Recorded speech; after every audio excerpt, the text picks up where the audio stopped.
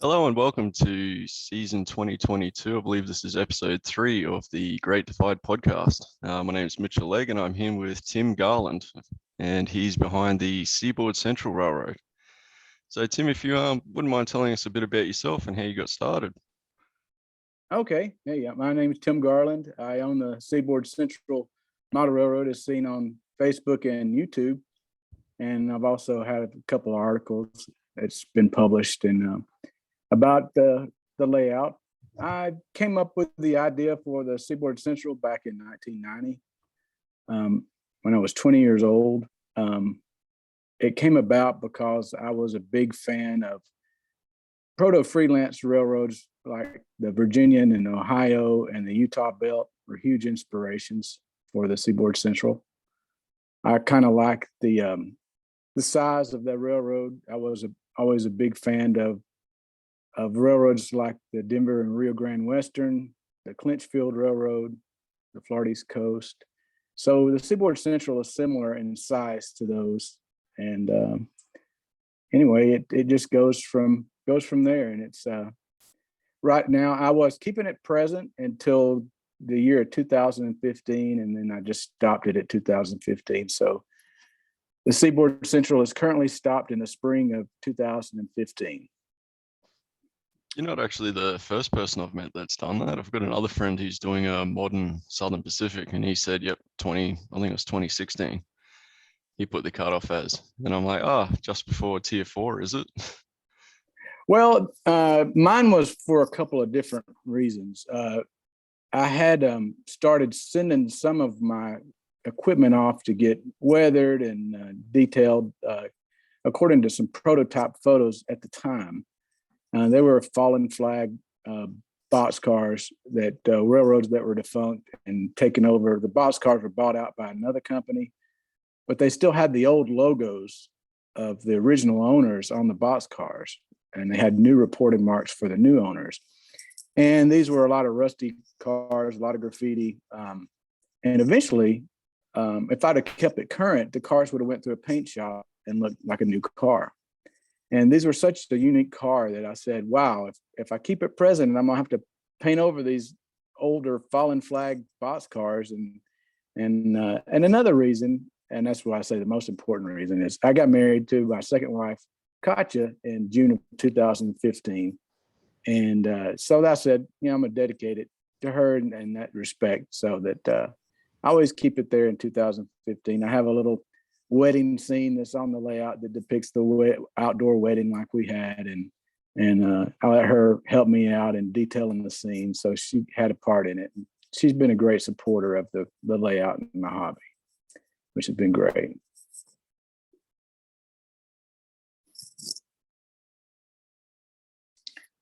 I'm losing your audio, Mitchell. Because I muted myself like an idiot. Yeah, that's all right. I was just saying, I remember the wedding scene, I think, in one of your videos, and I was like, that's cool. Yeah, and it will have its own little place on the new layout. I've already picked out the place for it, so you'll see it early on. As soon as I get the new layout up and running, which hopefully will be by May. I'm hoping this year I'll definitely have trains running by April or May. So yeah, so we're looking at the just looking at the system map here. I believe I've read somewhere, might have been the Facebook page, that you chose a lot of XCSX and Norfolk Southern lines, like the old when they were splitting them up and all the short lines were sort of popping up. Well, I'll tell you how I came up with the name. When I realized I wanted to do a freelance railroad, a railroad of my own, I was just looking around. Model Railroader at the time during 89, and I think it was late 89 and early 1990, maybe December of 89 and January of 1990, they had a little project railroad called the Seaboard Central. And the lines that I was looking at in Georgia were secondary lines that were either being abandoned or they weren't primary lines. They were now just considered basically branch lines. Some of them had been sold off already to short lines. And so I kind of put them all together and linked former Seaboard coastline trackage and former Central of Georgia trackage that were now part of the CSX, and the Central of Georgia trackage part of Norfolk Southern. I just linked the two together to form a trunk line that runs from Birmingham, Alabama to Savannah, Georgia, with a handful of branches that came off of the main line, and just called it like a class two railroad that runs from interchange with BNSF, CSX, and NS in Birmingham all the way down to the Port of Savannah, and that gave an existence, a reason for the railroad to exist. Yep, you're on mute again. Jesus Christ, I'm bad today. That's all right. It's sorry. A lot of the time we look at the freelance railways, it's like you get down to it, and a lot of the good ones have a reason to exist, not just oh, it goes between here, here, and here. Like we pretty much spoke to Brad McClelland. I think he's Alan's son of the VNO, and he talked a lot about having a reason to exist. Like, oh, it doesn't make sense. It should, we're gonna carry freight from here to there, interchange here, and like the actual, it was more about like railroad modeling than model railroading, I guess we could say. Right. This part of the United States is known for having a lot of smaller industries, and so they're dotted all across through the state. You have which were tailored really good for a model railroad. So there's a lot of traffic that terminates on the line, and then you do still have the ability to have the bridge traffic between the west and the port in Savannah. Plus, there's a large paper mill in Savannah that can generate a lot of traffic. And so, I just model a small portion of the line so I can kind of zoom in on it and try to get the overhead traffic, and also spend a lot of time switching. And it makes it, I wanted to design a layout that I could easily operate by myself, or have six or seven people operate it with me. And that's what the goal is for the new layout anyway. Yeah, obviously your videos mostly have been on the old layout, which you've got the track plan for here. One of the things that I like watching is definitely the switching operations. And just looking at the track plan, it's like, yep, switching, definitely. Yeah, well, as you know, and people that know me know that I am a railroader, a full-time railroader. I've been railroading all my life. In 1990, I actually was a steam train engineer on a little in an amusement park in Atlanta, and met with some old retired railroaders that told me the romantic side of railroading, and that's something that I said, okay, I want to do that, and ended up working for a little small short line, and then eventually getting hired on at Norfolk Southern, one of the large Class 1 railroads here in the United States. And I hired on with NS as a brakeman in 1996. By the year 2000, I was promoted to a locomotive engineer, and spent some time, 7 years, as a supervisor in the office, learning car management and how the rail cars move from one place to the other. So I got to see that back end part of how the railroad works.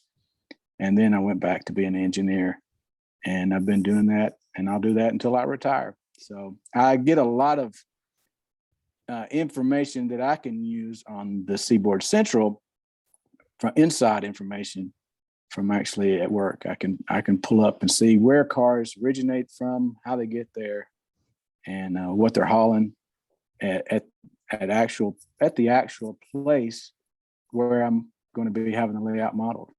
So that's pretty cool. So that would be moving on to the new layout. So this is the track plan that you've drawn for it. Yeah, I'm just seeing the blue screen. You may be seeing something different. Should be sharing. Hang on a sec.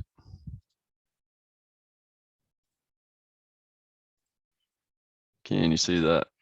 I can see it now. Yep, There's the there's the track plan. And I had to design this new track plan to fit our new house. We had just moved and we sold our old house in October of 2021 and moved into this new house in November of 2021.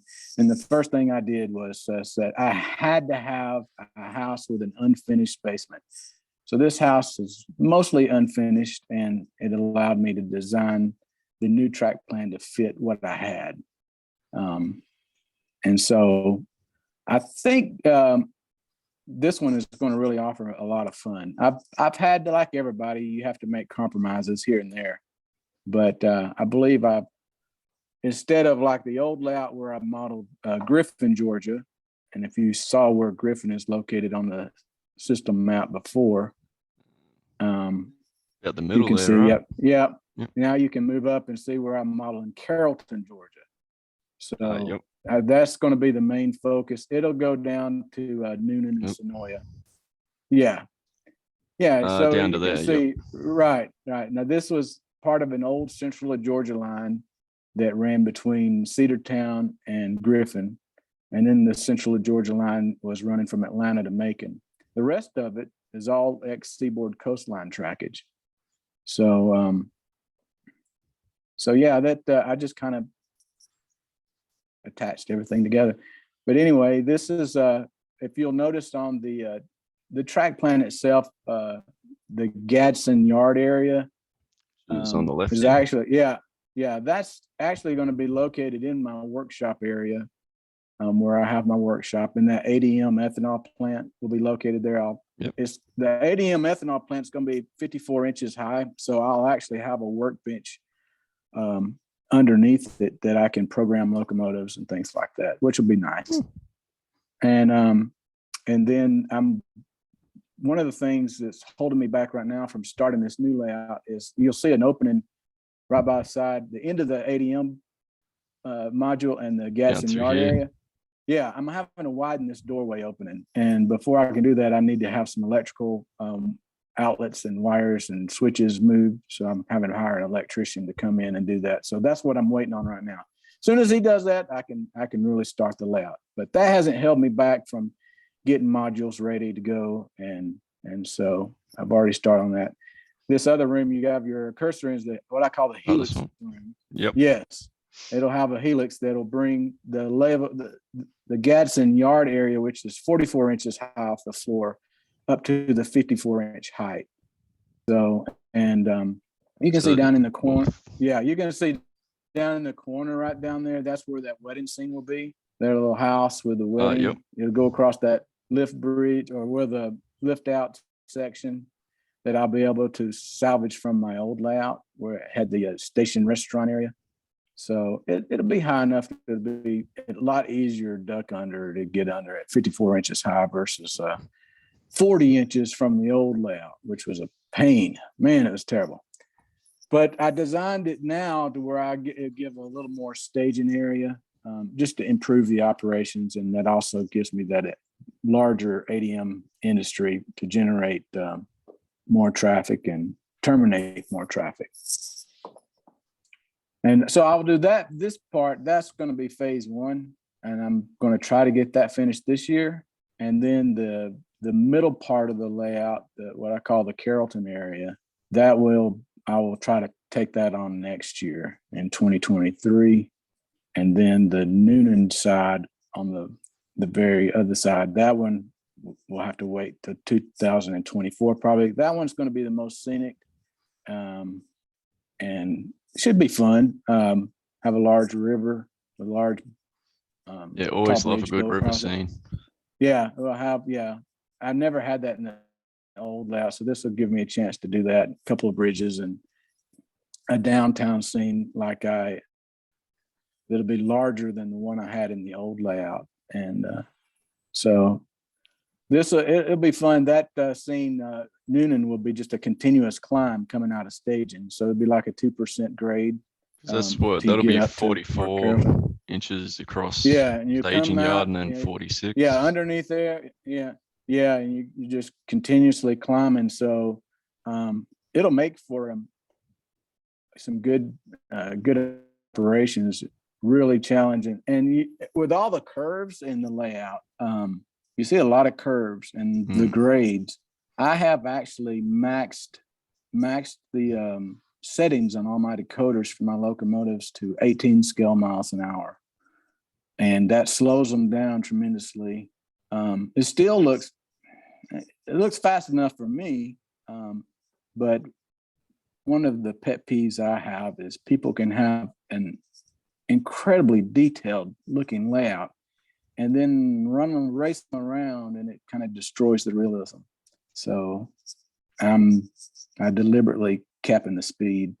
And plus on the prototype, when I run a prototype train, there's a lot of times a grade will drag the train down to 18 miles an hour, 15 miles an hour, 16 miles an hour, with the engines just doing everything they can just to keep the train moving. So it's not unrealistic. No, I'm with you there on that, because you do see a lot of layouts where, it looks great, and then trains start moving. It's like, hang on, this seems way too fast. Well, it's because our curves are too tight. If you can imagine, like on the prototype, a 6-axle locomotive, the tightest curve that they measure their curves in degrees. So the tightest curve a 6-axle locomotive can go around without derailing is what they call a 21-degree curve. That equivalent in HO scale would be 37-inch radius, which seems pretty broad. If you look at these curves on this layout, most of those tight curves are 32-inch radius curves. Some of them are 36, but a lot of them are 32-inch, especially those turnback curves. So on the prototype, going around a 21-degree curve is a 10-mile-per-hour curve. They limit your speed, no more than 10 going around. So the prototype limits the speeds around tighter curves. And so I think when model railroaders run their trains around what we have to deal with, these tighter curves, it destroys the illusion. But if you took that same model train at much slower speed, now you've captured the realism of what a prototype locomotive would look like going through those same tight curves. Yeah, well, I usually think about it like our small trains are going through compressed scenes.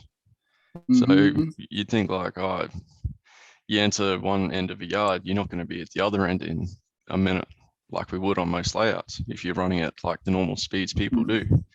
So like slowing the whole thing down sort of just adds to me, the realism of it, because it's like, yep, it's starting to look real because everything's smaller. You'd seeing things that you'd expect to see. And you see on this layout, there's a lot of switching opportunities. I have a lot of industries, and there's a couple of that I made up. Obviously the ADM ethanol plant doesn't exist in Gadsden, Alabama, not that I know of. There's a mill, a flour mill that I added to this because I just wanted to include Southeastern. That doesn't. Yeah, that doesn't. There's Southeastern mills actually exist down in Milner, Georgia, below Griffin, and I kind of just moved it up here just to give me some more traffic in that. From the old layout, I had that Argos cement place that was added. Real Carrollton doesn't have an Argos cement, but I thought it's a cool. There's a Argos cement company, concrete company where I work, and I modeled it after that. I just thought it was a really cool industry, and it would look good on a model railroad to me. But the others are from although they won't be modeled exactly, they are actually exist in the real town of Carrollton. Southwire is huge. It's the largest employer in Carrollton, Georgia. It makes a copper wire, fiber optic wires, or some. Well, no, it's not fiber optic. It's like wiring what you'd use on your model railroad. Actually, I have some. So like your bus wires that you would run, that's insulated. They make wire just like that. So so they get the plastic pellets in for the the insulation, and then they get the like the copper in with the boxcars.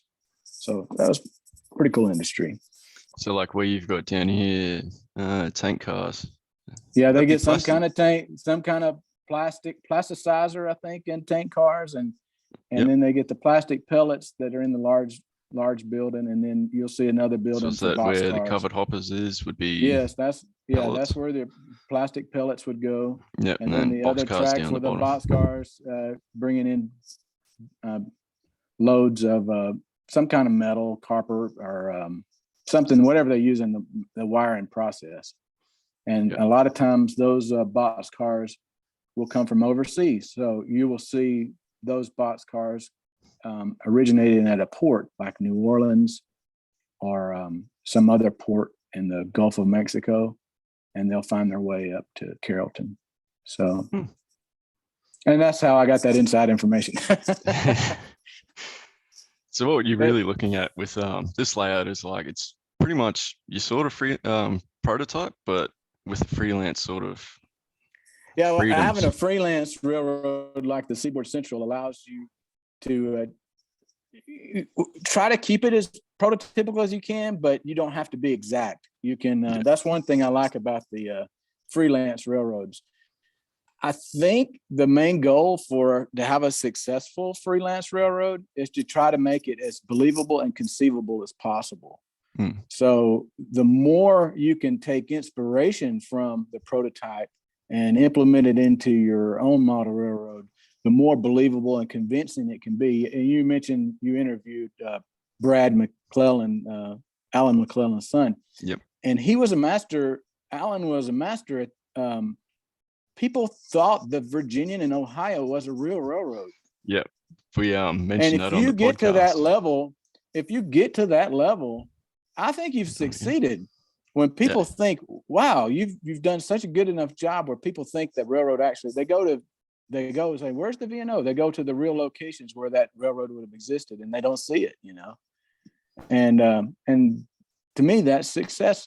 I remember first seeing a photo of his layout in an old book as a kid, a small child, and thinking, wow, this is one of the coolest things, because he had such a believable paint scheme. Mm-hmm.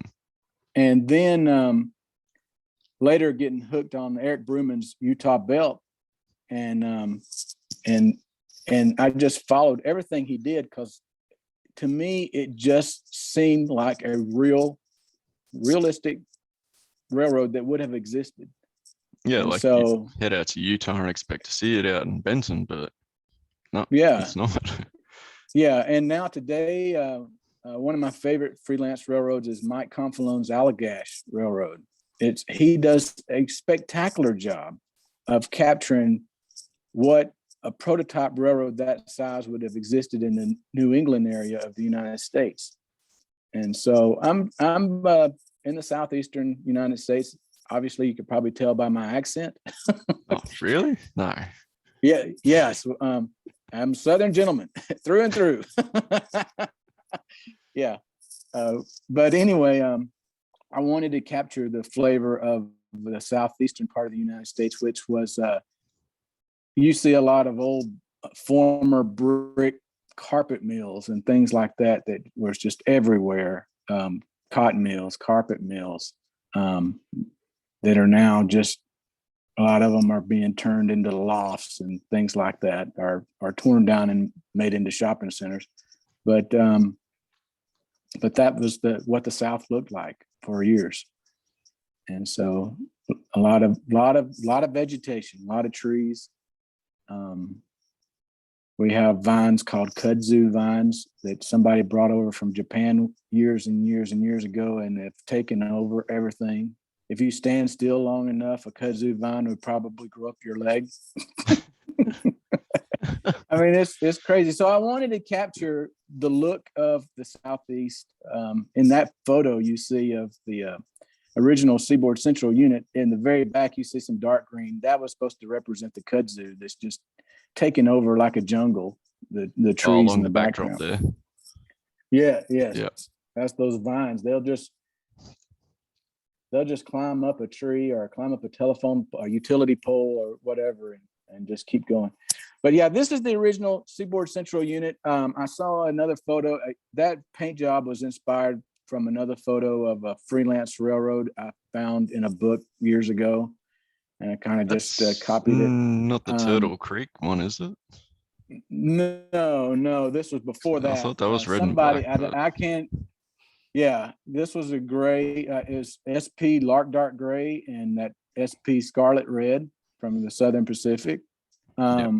So that is where that paint job came from. I'm actually going to be doing a couple more older units in that original scheme. I've got one tunnel motor, XSP SD40T-2 that's in that scheme. That was one of the earlier purchases that just never got repainted after its original paint job. And then I switched to a dark blue that you showed in the thumbnail. Is that one? Yeah, that's very dark, but almost looks black. It's a very dark blue. It's actually like a CSX dark blue. I like the white roof on the cab and the white side seal. That came from Florida East Coast. Like I told you, Florida East Coast was one of my favorite regional type railroads, and also I know you in Australia, you know how hot it can get. Oh yeah. In the southeastern United States, it's the same. It can get very hot and humid, and having that white cab to reflect the heat makes a huge difference. I wish Norfolk Southern did something like that instead of having all black units. But well, we take that a step further down here. A lot of around the place, you'll see some railroads that have stuck it's like a second roof skin just above the cab roof, and we call those tropical roofs, and they're usually painted a bright color as well. But that's the same sort of thing, just to try and keep the cab temperatures down. That's interesting. The air conditioner unit, that engine is an ex Santa Fe unit that was actually used to be a Santa Fe unit. I just painted it up as Seaboard Central. I'm guessing that's a Cato. Yeah, that's I have 6 Cato engines that were BNSF units, and 3 of them had the original Santa Fe paint scheme, and so I repainted those to that dark blue color. And the ones that were in the newer BNSF schemes, I patched them because I'm trying to think about a railroad like the Seaboard Central. Painting a locomotive is very expensive, so a lot of times, depending on the paint scheme itself, if it's in pretty good shape, railroads have just simply patched the old logos out and put their name on it or whatever, just until the engine goes in for a major rebuild and a major overhaul, and then they might get a new paint job. But and class ones will do that if they acquire some units. If they desperately need them to be out there working, they'll just patch and go, paint over the old stuff and put it out there. Let it go. I've seen a lot of them that way. So that's sort of the obviously BN livery or BNSF liveried SD42 there. And there's one more paint scheme that you'll see coming out on the latest rebuilds that will be an anniversary scheme. You'll see the GP40-2 LW in the 2400 series, and I call it a new blue scheme, and it's going to have new lettering, and it's going to be a lighter blue, definitely a lighter blue, and it'll still have the white roof, and the lettering style will be different. It'll be more modern. So I've already got the decals to do one of the GP40-2 LW units, and hope to be getting that in the paint shop soon. So there's the locomotive. What I've got so far is a locomotive roster for the Seaboard Central, and you can see it consists entirely of second generation EMD locomotives. As a prototype engineer, one of my all-time favorite locomotives was the SD40-2, and I wanted to make sure I had plenty of them on my layout. I get a pair of good running SD40-2s, and they're one of the best engines to switch customers with or pull trains with. I just liked them. They were, of course, they're all wore out now, but because they're so old. But back in the day when I was a young engineer, those were the engines that I just loved to have the most. Yeah, I'd say for a small railroad like Seaboard Central, you'd be looking after your stuff too, so it wouldn't be that bad. No, and so we've got a lot. You see a lot of the older locomotives, but 2015 on a Class 2 railroad, I think that roster makes a lot of sense. You started seeing Class 2 railroads like Montana Rail Link and even Florida East Coast after 2015 started purchasing newer power. But for years they would run with, you'd see first generation, second generation EMDs. And the reason EMDs over GEs is just parts. You can get parts for the second generation EMDs, and a lot of mechanics where they can work on them. They know how to work on those units. They're a lot, the newer locomotives now that are computer equipped, they're so technologically advanced. It's, you almost have to have a college degree to work on a brand new locomotive. Just try to figure out what's going on with it. Well, that's the funny thing. You mentioned parts, and I read somewhere General Electric actually will sell you a 645, which I find hilarious. You mean AMD will sell you, or not General Electric, but Progress Rail will sell you a 645? No, General Electric, as in GE Transport, before they bought out by Wabtec. I'm not sure if they still do, but yeah, you could actually get a 645 through them, a new one. Wow. Which is like, yeah. I didn't know about that. One of my really... favorite modern locomotives that I like to run is actually a General Electric ES44 AC unit. I think those are modern locomotives are the best.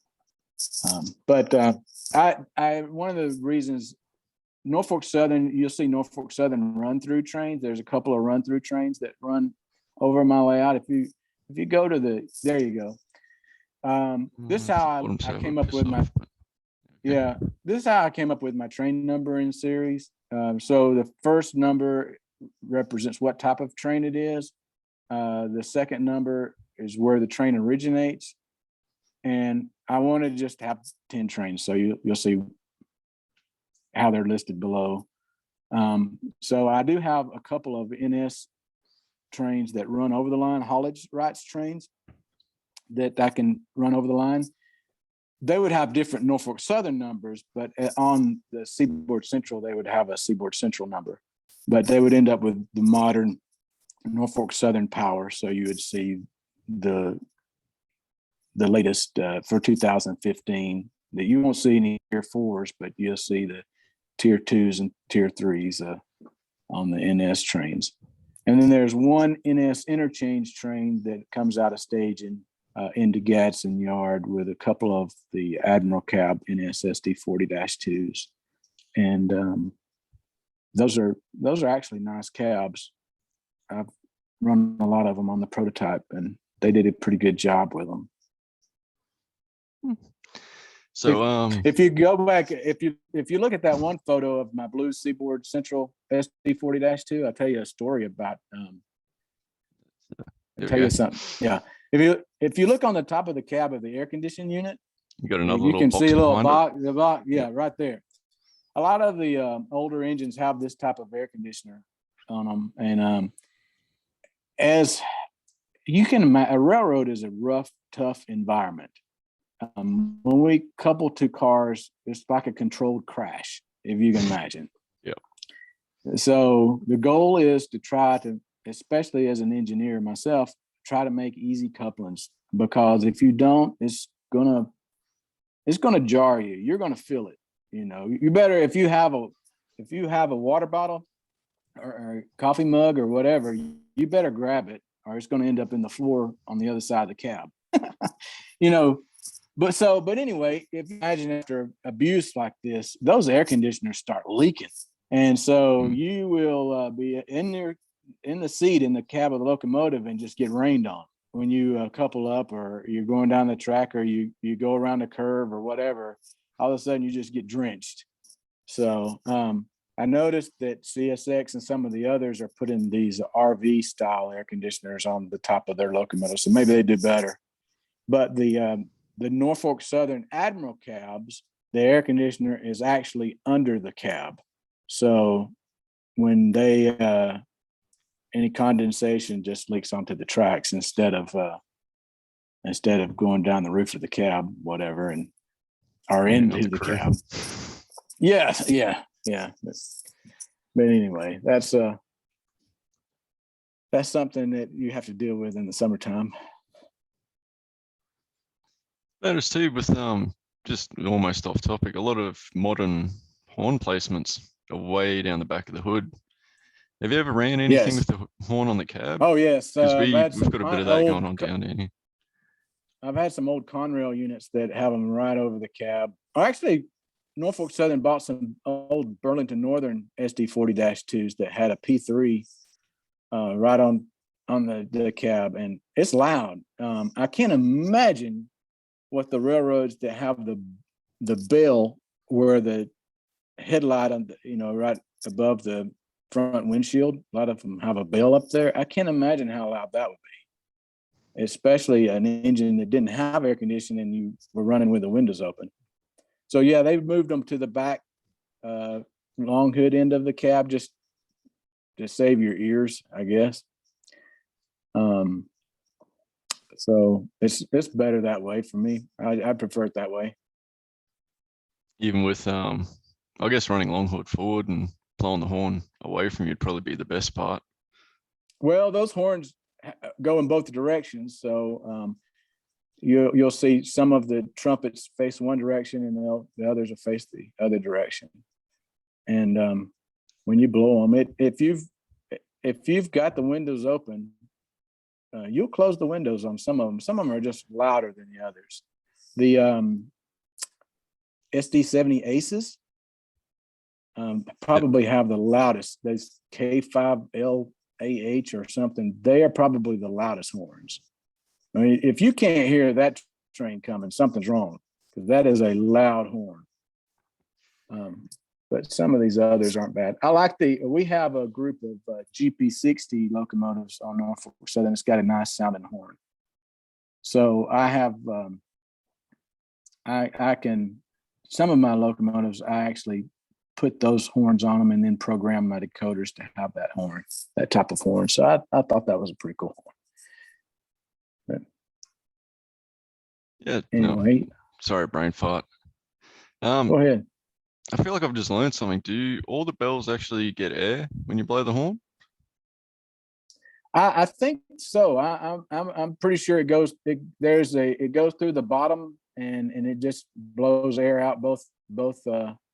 I could be wrong. It could be directional dependent, but as far as I know, it just goes out, and all of them, it goes in both directions. But I could be wrong on that. Don't quote me on that. I know the old Southern Railway locomotives had a horn on each end, so they had a horn like the old high hood locomotives had a horn on the short hood end and a horn on the long hood end. So those were directional dependent, depending on which direction you go.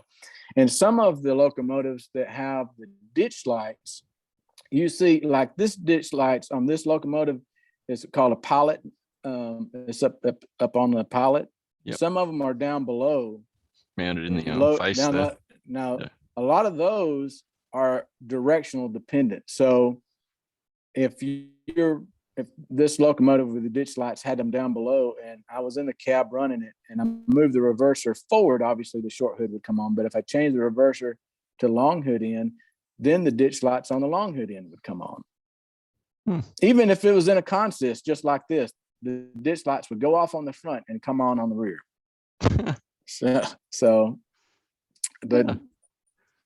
But these have separate switches for you can control ditch lights depending on whether you're running short hood forward or long hood forward. Yeah, so all these little idiosyncrasies of it that I never really thought about, to be honest. Yeah, and I know one thing I like about the Protothrottle, you can really I was skilled engineering, you can do simulate a lot of that by just simply programming your decoders to optimize those features. So one of the things I did speaking of decoders, one of the things I do on the Seaboard Central is I standardized to ESU loc sound decoders. That's all I run. I'm not saying there's nothing wrong with the Soundtrack Tsunamis or the TCS Wow Sound. I'm sure they're great decoders. I just figure if you go with one brand, you should just stick with that brand. It just makes life so much easier when you run multiple unit consists like what I do. I guess if you were running an old steam branch line with just one steam engine, it wouldn't matter what brand you used. You never had to run a multiple unit consist. But if you do that, I just prefer the ESU loc sound decoders. And with a loc programmer, it makes it so simple and easy to program for your Protothrottle if you run using a Protothrottle. So especially when it comes to all these different lighting features on the locomotives.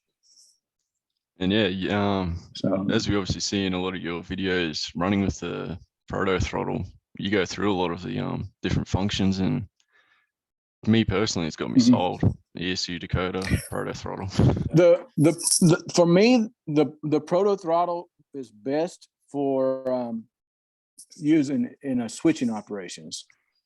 That's where it really shines. If you have a I don't know about your layout, but if you have a layout where you have any yard switching or local switching, that's where you'd want to focus your Protothrottle. If you got road trains that just go from one end of the layout to the other, your regular throttle is fine for that, just to run the train over the layout.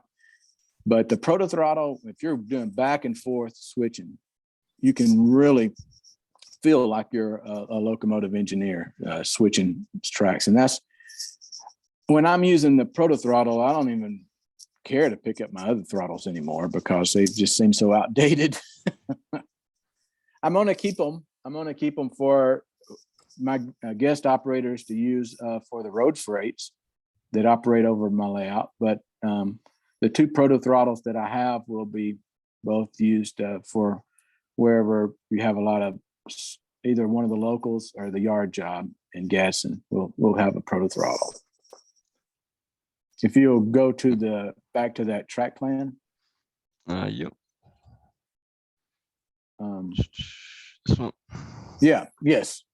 So you can see the Gadsden area. I'll have a yard job. I'll have 2 yard jobs. One morning yard job, one evening yard job that'll just break up inbound stuff, create outbound stuff, and a Protothrottle will be used there.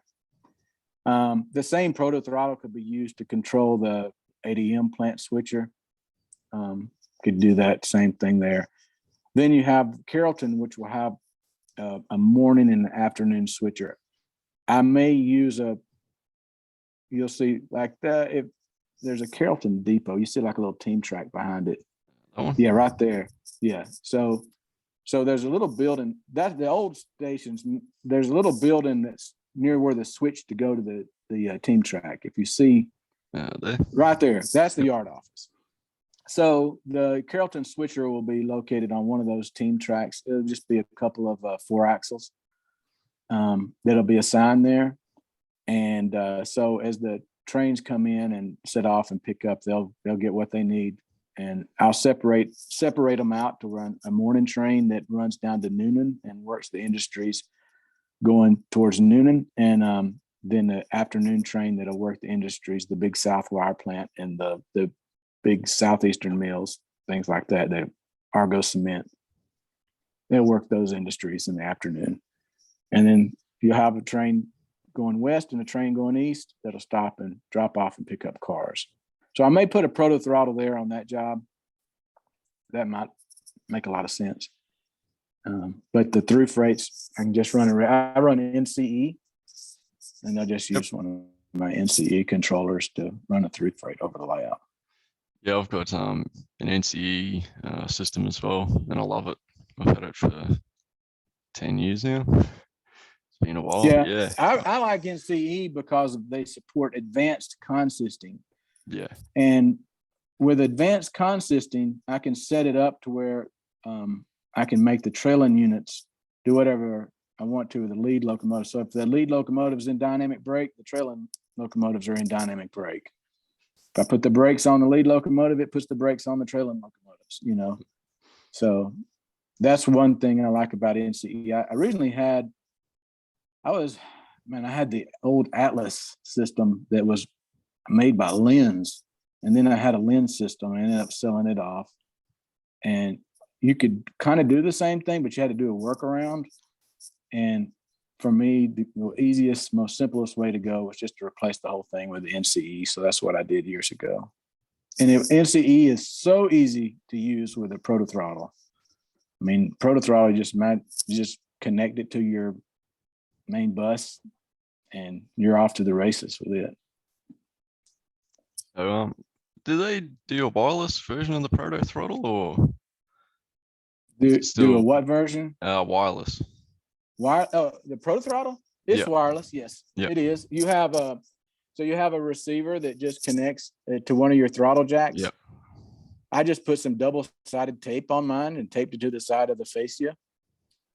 You probably, depend on how large your layout is. I mean, it can go pretty far. You probably want to put it in a central point.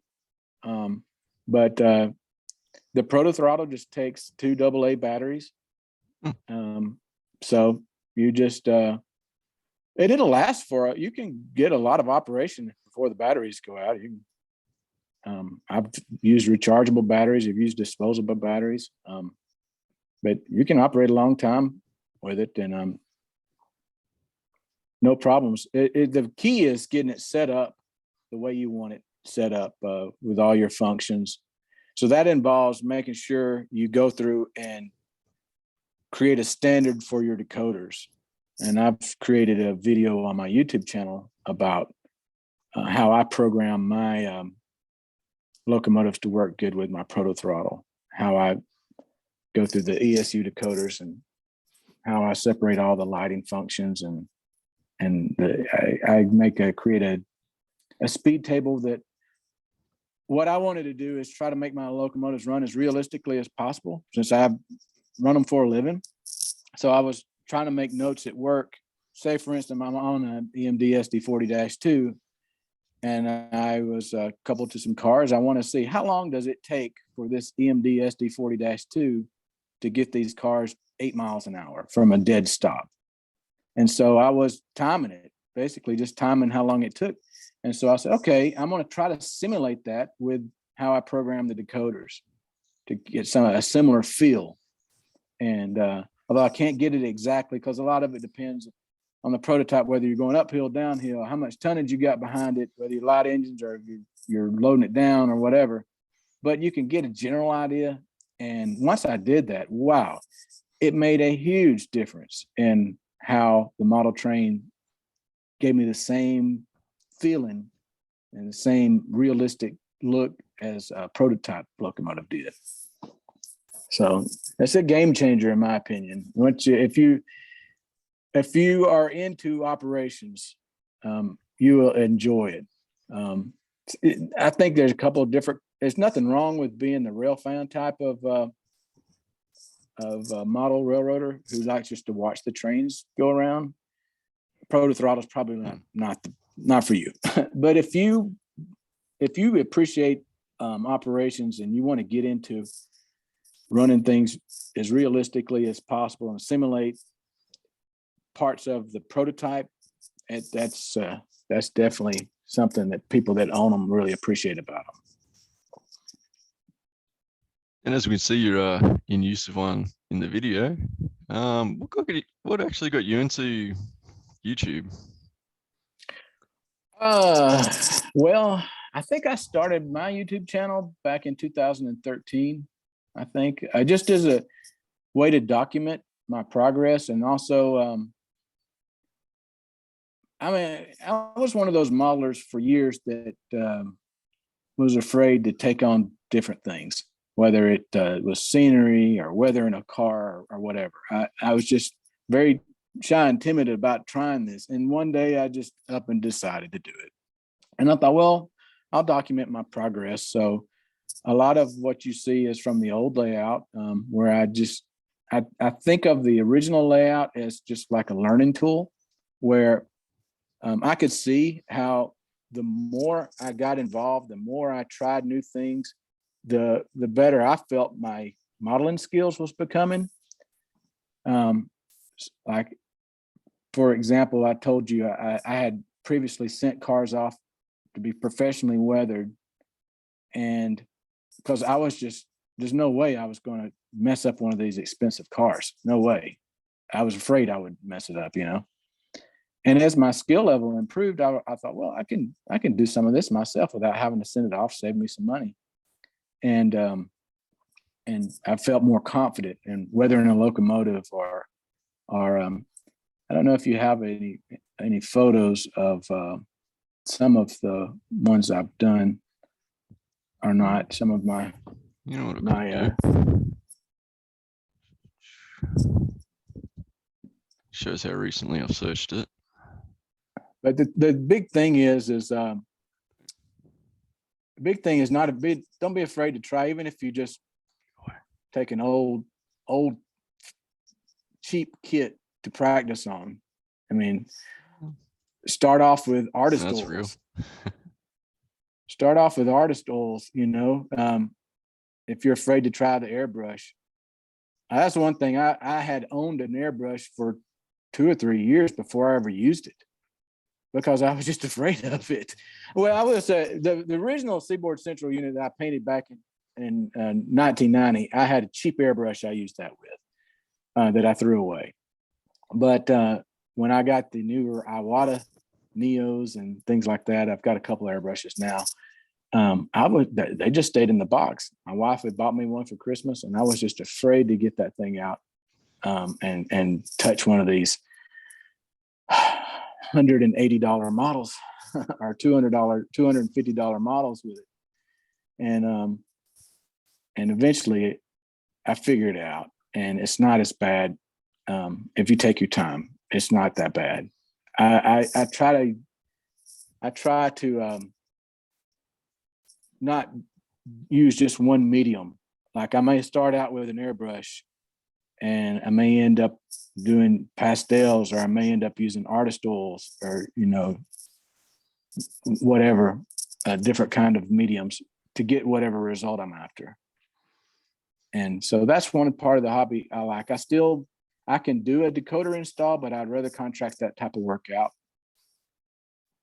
because I can spend my time on doing the other parts of the hobby that I like. Yep. Like scenery or weathering. I'm not that great at building structures, but I do enjoy the Craftsman wood kits a lot better than the plastic kits. So I don't know. Everybody has the things they enjoy more about the hobby. Yeah. Some of us just want to get by, you know, wiring. Okay, I'll do what I have to do to get by. I'm not going to, the Seaboard Central is not as a non-signal, what I call dark territory railroad. There's no signals. The most electronics you might see is a crossing gate, you know, the railroad crossing lights. But there's no CTC. It's non-signal territory.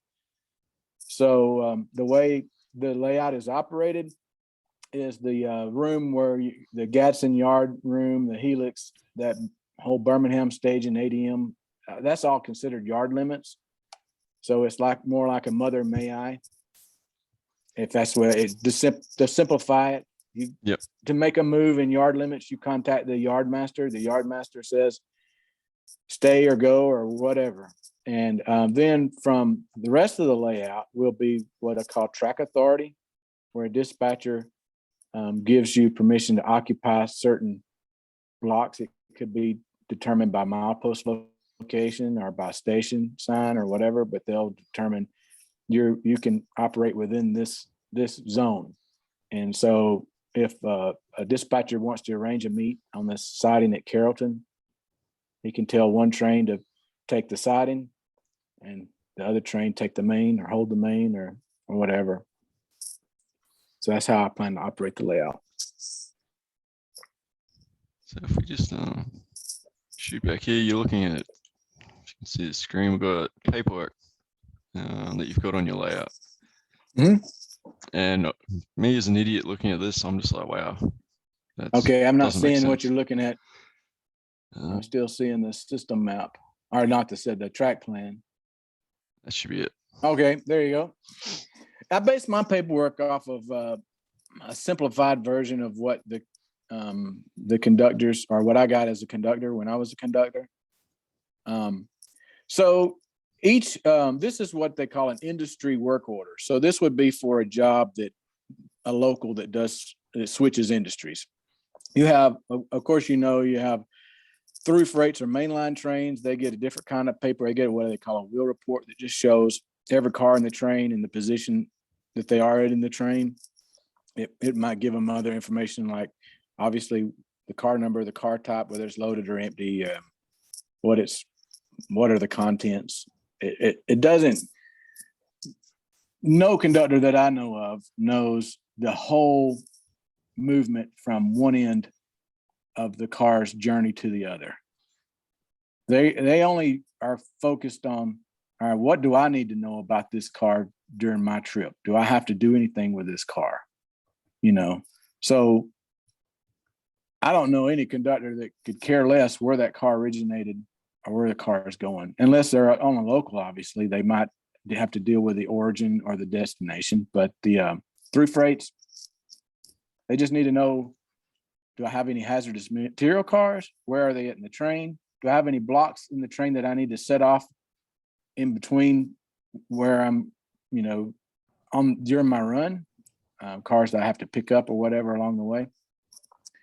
So I don't use car cards and waybills.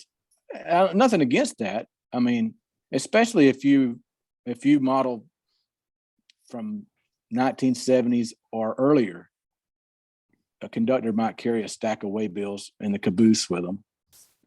They wouldn't take that stack of waybills out with them on the ground while they're switching or whatever. They would have a switch list. They might write down, on a piece of paper how the cars stand in order. But I don't have anything against car cards and waybills. If people use them, they find that easier to use, go for it. But what I use on the Seaboard Central is I use paperwork, and I try to keep it simple.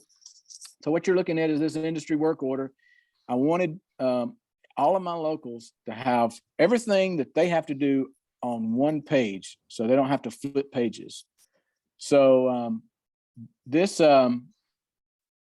lists the industry name. There is an alphanumeric code for each industry.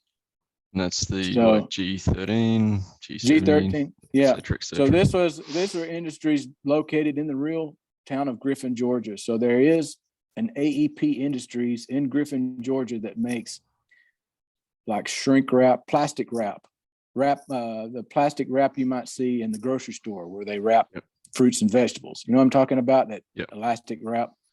And we call it cling wrap down here. Cling wrap, yes, same thing. Yeah. They use it in the restaurant industry. You know what I'm talking about. Yeah. So so that's what they make. And so they do have an alphanumeric code. The real alphanumeric code on Norfolk Southern is G22 in Griffin, Georgia. So a conductor that's working the job, he looks at a track inventory list, and he sees out beside the car numbers that code, alphanumeric code G22. Automatically knows, okay, that's AEP. Because if you work the same job all the time, you'll memorize these codes. And you say, okay, I need to get this car here I know this car is going to this location and so forth. And so this industry work order will tell the conductor, these are the cars at this industry that needs to be pulled. These are the cars they want placed. So you have to, when you start your day, you go out to wherever you have the cars for your industries. So in the old layout, I don't know if you have the track plan of the old layout. Yep, bring that up.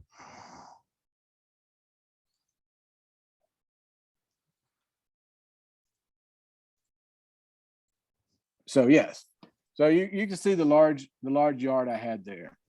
So what I had trains that would come out of staging and set off and pick up in that yard. And so they would set blocks of cars off.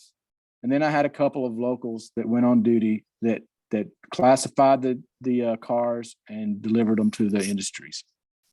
And so they would use that industry work order to determine which cars in the yard they needed to line up. And then they, like on that particular plan, you see the peninsula section, for instance. You see industries located on the peninsula. So in order to correctly work this, because you were limited in space, you would run out of track. You didn't have an unlimited amount of lead track. You'd want to build your train ahead of time to line it up in what they call industry order.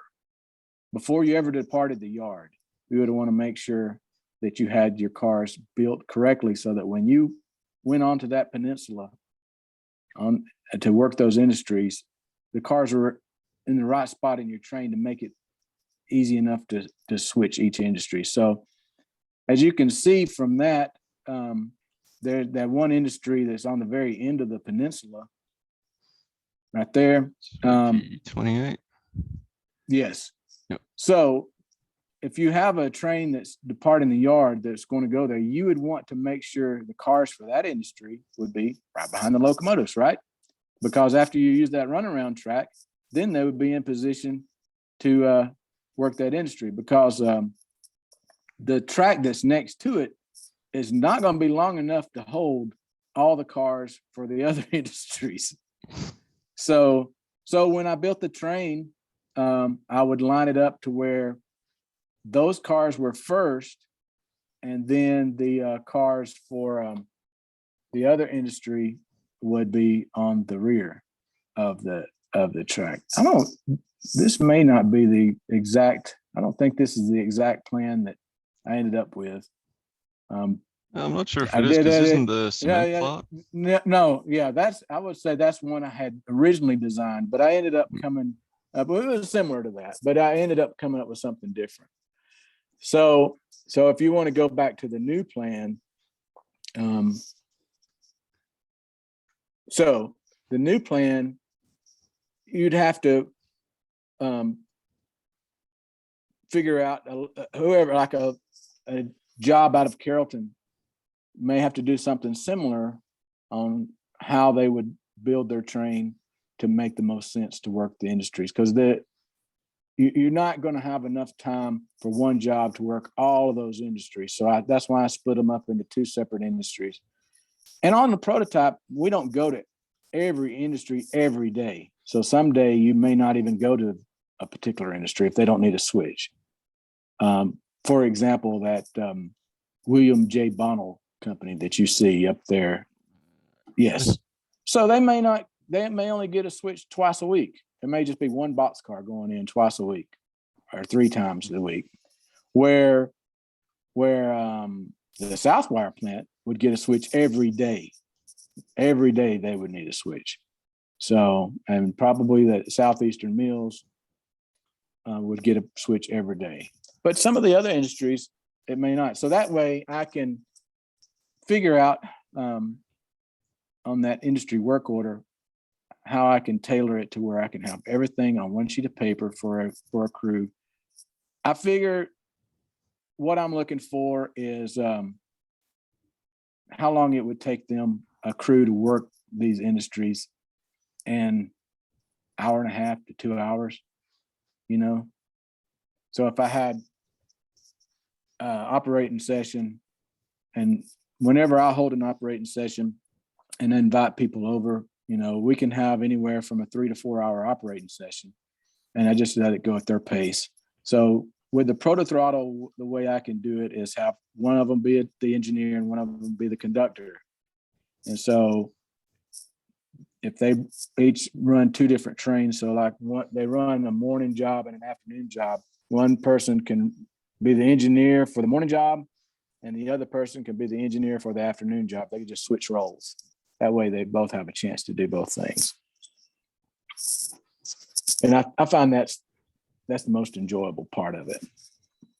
Everybody wants to use the Protothrottle. This gives everybody a chance to use it. Yeah, that's the way. So you'd if you go look down, you got conductor, so it'd be obviously not the engineer. Yes. Engines, that's you just road power. Oh, yeah. Yeah. Well, I have local power for the local jobs and road power for the road jobs. So most of my local power will be the 4-axle units, and the road power are those 6 axles. So for a job like that, well, I guess a job like this, you'd probably have 4 axles. What you do? Yeah, a couple of GP38s or GP40s would be all that would be needed. Might just be one unit. It just depends on the workload. There's some industries have tighter curves that may not allow an SD or 6-axle locomotive to go into. So, and we have that actually on the prototype. I work a local where I have an industry that we go to that you can't take a 6-axle locomotive in just because the degree of curvature is tighter than that 21-degree curve. And they would pull the cars off it. Starting to get into model railroad sort of radii. Yes, very, very tight, because you so you have to use a 4-axle to go into that particular industry. So on my layout, I just one of the things, and if you want to go back to the track plan, one of the things that I did was when I designed the layout is I didn't want any curve tighter than 24-inch radius curve, because what I found is anything tighter than 24 inches can cause derailments for some of my cars. And so you can see most of the mainline curves are 32-inch is the tight as it goes, but there's some industrial curves. Guess that'd be like, what was it, William J. Connell? Yeah. Or even the branch that's right there where that lift out is, that's a 24-inch radius curve to go around through there. Even in the ADM plant, the inside track will be a 24-inch radius curve. So that one there. It'll have an easement, but that'll be a 24-inch radius curve. Argos, the track in Argos has a 24-inch radius curve to go into the cement unloading track. Oh, that'd be off the turnout there. Right. Yeah. Yep. That's a 24-inch radius curve there, and I can build easements in to make it a little easier for the train to get in and out of the curve. But I don't have a problem with that on industrial track, because you're only going to be running 10 miles per hour, on that particular track. So it's not that. But on the mainline track where your speeds would be higher, I'd want to broaden the curves as much as I can and still allow to maximize the length of run and operations. Also, the aisle width. I needed to have the aisle width be wide enough. There's a couple of places where I little compromise. You can see where it gets a little tight there. Checkpoints. But you're not going to be passing anybody there. You can get through there, but for the most part, it's wide enough where 2 people can easily pass each other. Yeah, it's like you've got obviously the space for people kind of where you need it, and tight points where it's like, there's not really going to be people somebody passing. might have to, but and also, you got to think too that there's a lot of single track there. There's not a lot of mainline traffic, so you don't have to worry about people when you design a layout. Are you going to focus on mainline operations, or are you going to focus on switching operations? So if you focus on mainline timetable, train order, mainline operations, CTC, whatever, you really need the wider aisle widths, because you can imagine people have to pass just like the trains have to pass. And if you're talking about Americans, like myself, they're normally larger people, just from our American diets. Anyway, you have to consider that. Now, on a switching layout, you can get away with it because most of the time switching layouts are operated with fewer people. And in my case, I like to have the smaller. I don't like having a large operating session with a large amount of people. I think having 4 to 6 people is about right for me, because I can feel like I can interact with everybody, and especially when you get like-minded people that look at things the same, that have the same style of respect and enthusiasm towards how they operate as you do. That's one of the key things is finding people that, that most of the time it's the same type of people that enjoy the slow speed.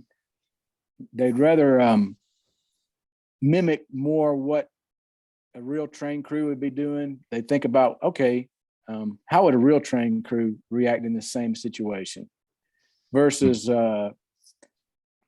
others who might just consider it more of a board game and how quickly can we get this done. We'll see how that, for bragging rights, I guess, I don't know, but they don't mind the really fast paced, let's chase each other around the layout. And I'm more of a laid back, let's take it easy and enjoy the operations kind of guy. No. So the layout is designed, the layout is designed to be operated, and the way I design it is I want it to run between sessions. I want to be able to just run the layout whenever I want to. So some people especially people that have larger layouts, they may only run it once a month, once a quarter, once a year, and they don't touch it until wherever they stop the operating session. They don't. I think Tony Coaster, he does that with his large layout. It doesn't move. Switch it off and go. It doesn't move until he holds another operating session, and they just pick up where they left off. Where I knew from the very beginning, I didn't want the Seaboard Central to be that way. I wanted to be able to have the luxury of just, because I enjoy it. It's relaxing. I find it relaxing. If I just want to go in and switch cars in the yard, it's relaxing to me just to go switch things around. Or I can run I noticed Mike Confalone was doing that with his large layout. He was trying to see how long it took him to run his whole layout by himself.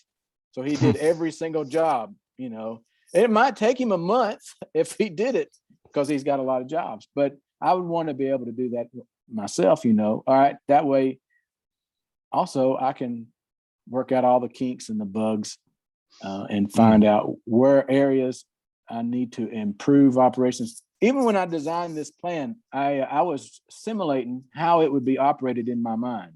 And I made a few little changes here. I double tracked the helix, for instance, because I figured out if I double track this helix, that's really going to improve operations in Gadsden Yard. And I'll give you a good example. Okay, let's say you have a job that takes cars from Gadsden Yard to Birmingham Station. All right, picture in your mind 3 SD40-2s. The Gadsden switcher has the train built on maybe 2 of the yard tracks. They double 2 tracks together, and they take off up the helix, yard their train in staging, run around it, and pull the other track of cars back down.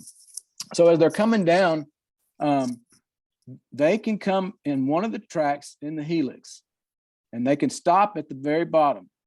The yard job can come out of Gadsden Yard, run up the other track of the helix, couple to the rear of the train, basically using the helix as a runaround track, the second track on the helix. So they couple up to the rear of it. The road power cuts off, goes to the shop, and now the yard power is coupled to the rear of the train, and it can start classifying the cars. So when I came up, I thought, well, that would make a great idea. Or for example, it could be one of the road trains that's travels the whole line from staging all the way back, and they've made it to Gadsden Yard. They've called the yard master, and he's told them to take one of the tracks in the helix and stop at the very bottom in the clear and wait for another road train to leave, to pass them on the helix to go out before they can enter the yard. So after that one road train exits from the opposite direction, then the other one can take its spot in the yard. And that's how a real railroad would operate.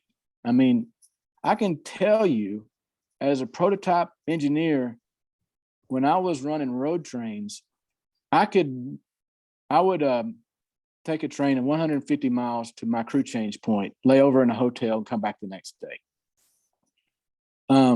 I could be on one of the hottest intermodal trains we have and cover that 150 miles in anywhere from 2.5 to 3 hours.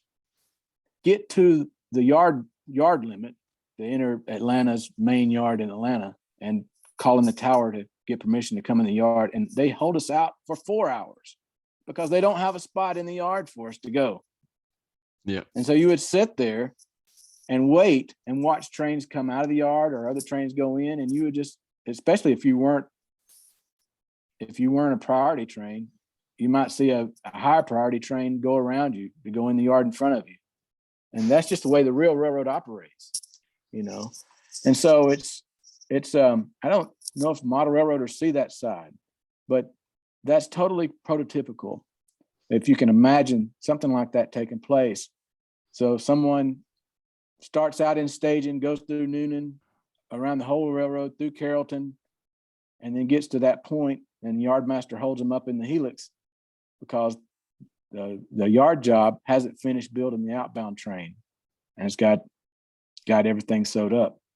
So you have to wait for them to get in the clear. And people were telling me when I designed the plan, hey, you don't have enough, your yard lead's not long enough.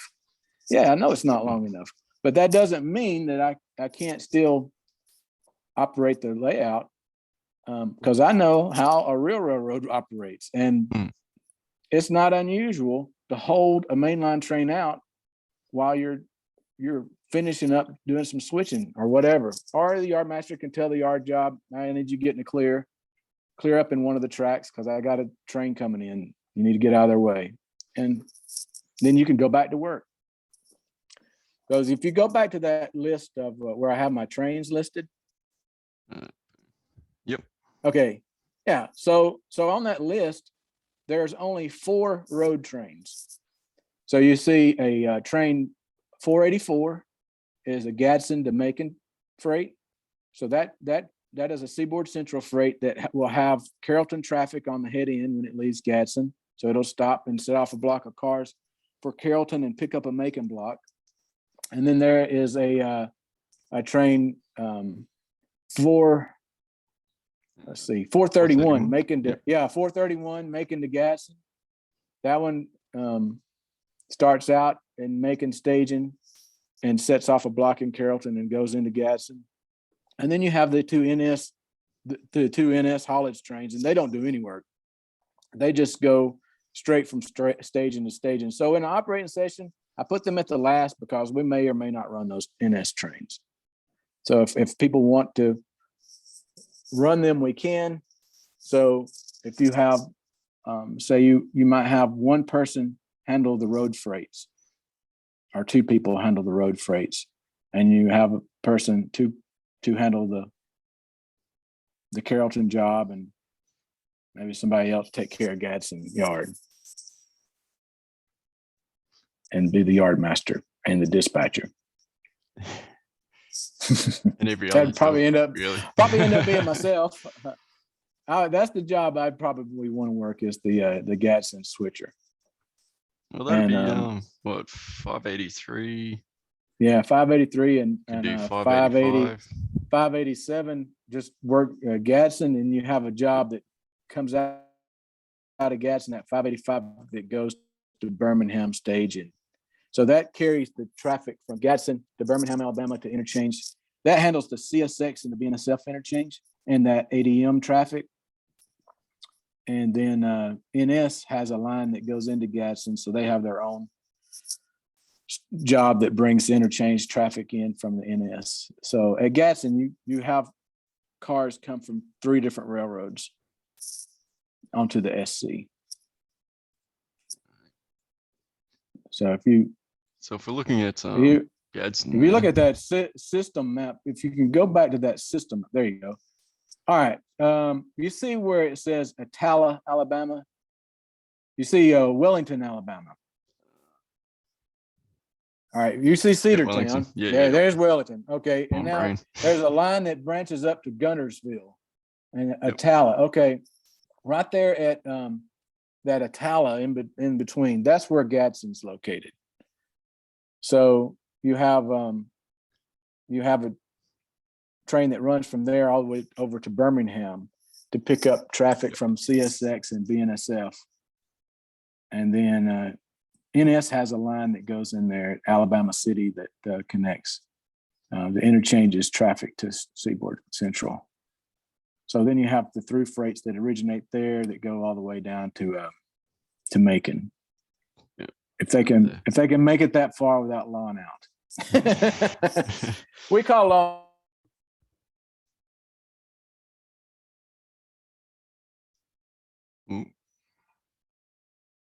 What's going on here? Whoa, technical difficulties.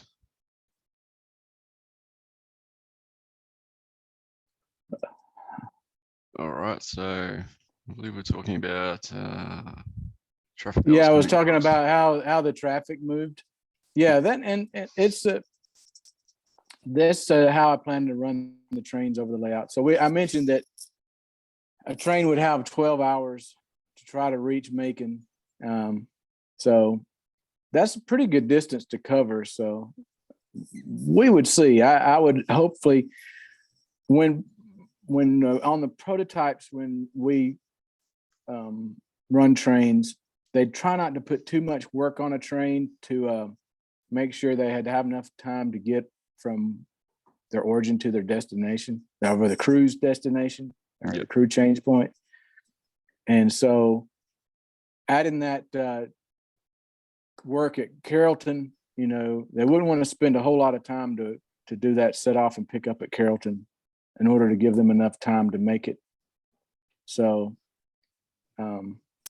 there you'd want to make sure the train's built and ready to go. When they do put the crew on duty, the road freight on duty, the train's ready to go, they can depart.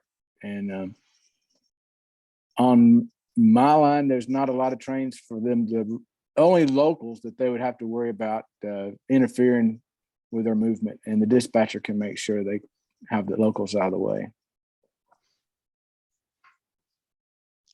So would you then, obviously you've got Macon, would you then run another, I guess? Yes. Yeah, that would be Macon would be a large yard. And I had, my original plan was to actually build a Macon yard. That was going to be my original plan, and run trains out of Macon on the new layout. But whenever I saw what I had to work with here at this new house, Carrollton just made a lot more sense for me. That's why I chose that area. And instead of Macon yard being the main staging yard, I chose the Gadsden yard as an origin point or the main switching yard. And I think it's going to work out great this way. And I'm really excited about getting started on this layout. Yeah, as you can see, you definitely put a lot of thought into it. That's for sure. Yeah. Yes. Yeah. I think something else I did, and people are going to think this is crazy, but when we were talking about the Protothrottle, as an engineer, I know what side of the cab the locomotive, the control stand is on. So when I'm running the Protothrottle, I wanted the whatever locomotive I'm using the Protothrottle with to have the cab on the aisle side of the layout. the control stand would be on the aisle side. Yep. So does that make sense to you? So that Yep. whenever I changed the direction of the Protothrottle, it would be just like it would be on the control stand in the cab of the locomotive. Yep.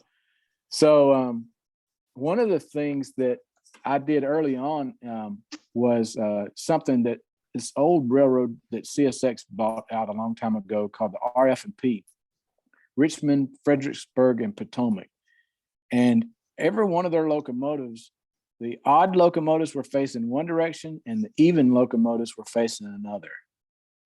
So in my case, the even locomotives are facing east and the odd locomotives are facing west. So you can see that in the consist. If you see an even numbered locomotive, okay, if it's a Seaboard Central locomotive, it's facing east.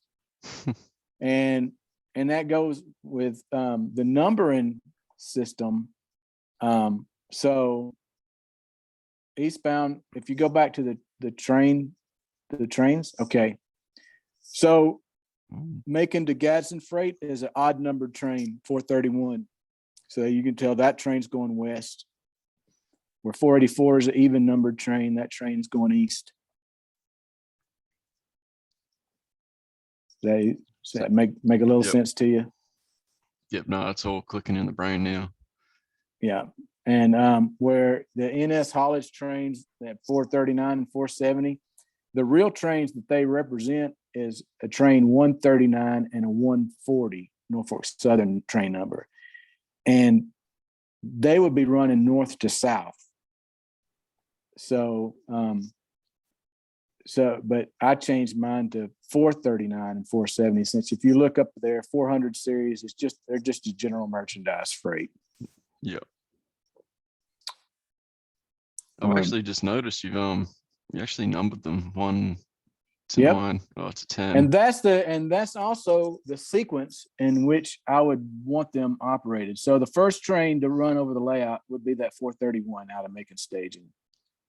It would come in and it would, before the 562 Carrollton, the noon and turn went on duty, that would be an early morning freight that would arrive in Carrollton and do its set off before that Carrollton job went on duty. So that would be something that would be, for example, if I had an operating session and I didn't have a lot of people over, I might decide to run that 431 freight myself before the operating session, so that those cars at Carrollton that came in on that train would already be pre-staged for that 562 train to start using. And then I'd take it into the yard at Gadsden. And at Gadsden, the 583 job would start. That would be one of the first things it would start doing, is breaking up the 431 traffic, or maybe traffic that lining up, building the 585 train. It would be the 583 would be responsible for building the 484 and the 585. That would be the two things that job would be responsible for, getting those two trains ready to go. So after 431 arrives, takes their locomotives back to the shop area. And then once the switchers got the 484 built, then the new set of power can come out of the shop. It might be the same power that was on the 431. It might be a different set of power, but they would come out of the shop and take the train the opposite direction. And so you'd almost be hoping that 562 would probably be somewhere towards Newnan or heading back to Carrollton, so that you've got. It would probably be, because it would probably, that 484 would be like maybe a midday to late early afternoon freight. So by the time it got to Carrollton, hopefully it would time it to be around 2 o'clock in the afternoon. If the Carrollton switcher went on duty at 7 a.m., by 2 p.m., they would probably be back at Carrollton, getting ready to tie up for the day. because the next job, the afternoon, the 568 wouldn't go on duty to 4 p.m. that 4 or 5 o'clock that afternoon. I haven't decided, but it'd be a later afternoon switcher. So when it came on duty, it would have traffic that came off the 484 to deal with, plus anything left over off of 431 that needs to go to their industries. Yeah. And so if you go back to the track plan. Right. Okay. All right. So let's say 431 that comes out of Macon Station and runs around through So it'd be Noonan. up that end. Yep. Yeah, There comes we around go. through there. All right. So as it comes into Carrollton, what it would do is there is one little pass track that's in between that Southeastern Mills and Argos. If you see it, it connects. It's like a 1 yard track there, that far track next to that tree That line. one Yeah, there, right yep. there. Yeah, those would be where the Gadsden outbound traffic is staged. So 431 would come in and set its inbound traffic off on it would come down the main line, set its inbound traffic off on the pass track, and then reach over into that track and grab the outbound Gadsden traffic to double back to its train on the main, and then go to Gadsden. Now the 484, as it comes out of Gadsden, there's another track that's on the inside curve that's close to the station or the yard office. It's the inside, next to the aisle. You see this inside curve? Looks like there's a bridge overpass, goes over like a highway.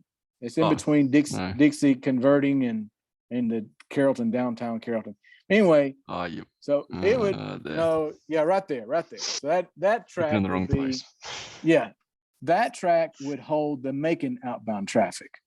So 484 would come in and do something similar where it would set off its inbound traffic on the passing siding and then reach over and grab the Macon outbound traffic from that track and double back to its train on the main line.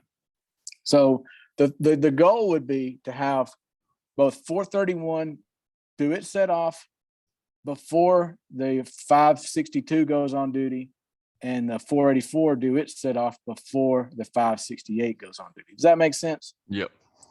So the first goal of 562 would be to clear that passing track, to start moving cars off that passing track into wherever they need to store it or line it up for their train or store it on another track for the other local or whatever. They're just find places to store the cars.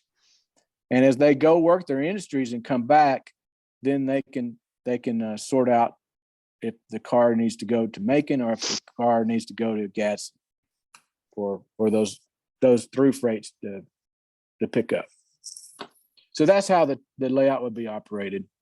And then, like I said, if you have time during the operating session, run the 2 NS trains, and that would be a place where maybe a dispatcher might want to meet both trains in Carrollton. That just add a little fun. Unless the 568 is still working when that happens, and the 568 would have to get in the clear. And it might be another instance where they might have to meet a train in the helix, but that'll be up for the dispatcher to decide. Yeah, well, Carrollton's your longest passing track, isn't it? Because right, Newin's right. not. But you gotta imagine, okay, that helix is probably going to be. Well, I mean, it's going to go up 12. You figured it's going to go up. It's going to rise 12 inches. So that's probably anywhere from a 2 to 3 turn helix. So I would imagine you'd easily you could store. And the way I've got it designed, I wanted to have 30 car trains. I wanted to have a train that have 3 locomotives and 30 cars, average 60-foot long cars.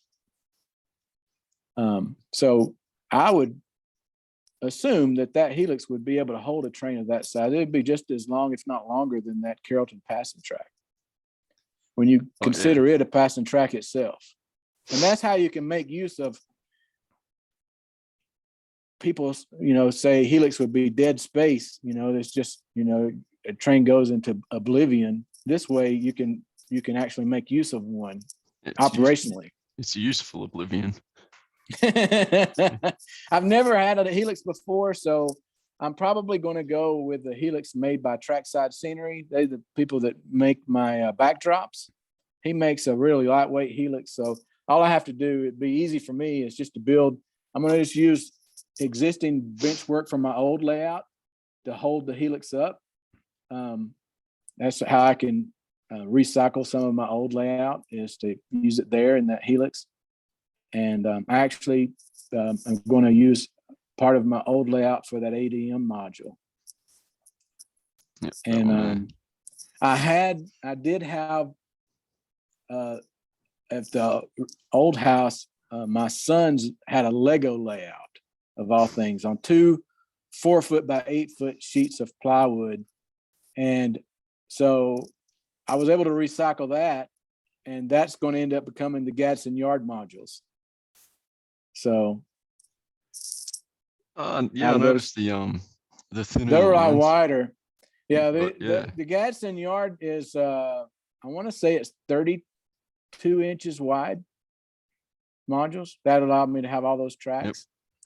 And one of the things that I'm doing is to help extend those tracks is, and plus I use micro engineering track exclusively. I like the looks of micro engineering, and plus a lot of my cars have code 88 metal wheels, and I found that other turnouts made manufacturers, they like to pick the frogs because they have a wider opening. Then micro engineering has a tighter tolerance. So I went to micro engineering.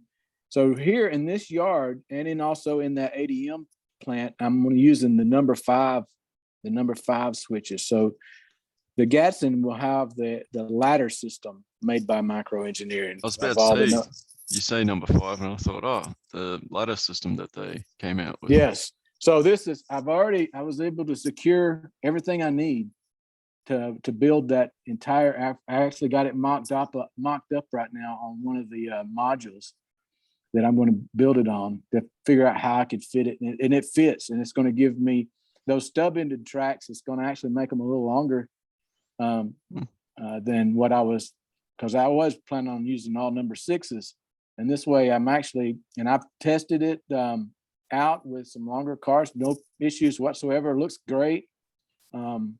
So I'm excited about it. It's gonna be all code 70 number 5 switches, turnouts. So yeah, I'm a huge fan of like code 70, code 75 for the mainline sort of track. And I always find use that, code 80. I use code 83 on the main line, and the main line, most of the rest of the layout will be code 83, but there'll be a lot of code 70 used at Gadsden Yard, and that whole entire ADM facility will all be code 70. And I think I'm good on track. Hopefully I was able to salvage a lot of the track from the old layout, and I think I'm going to have enough to do everything. Hopefully, we'll see. Hopefully. Because I hear bad things. I hear micro engineering may be going out of business, and I hope if they do, I hope somebody picks their line up, because it's really good stuff. Yeah, micro engineering is one that I've used. I built a little roundy round sort of thing years ago, and even then, micro engineering track on that just looks so much better than anything else. And it's you can really, for manufactured track, it really looks good in my opinion. It's hard to beat it. So any other questions you got about the SC? No, I think we've covered pretty much everything. You want to know anything you know about the prototype? I've learned Southern or anything?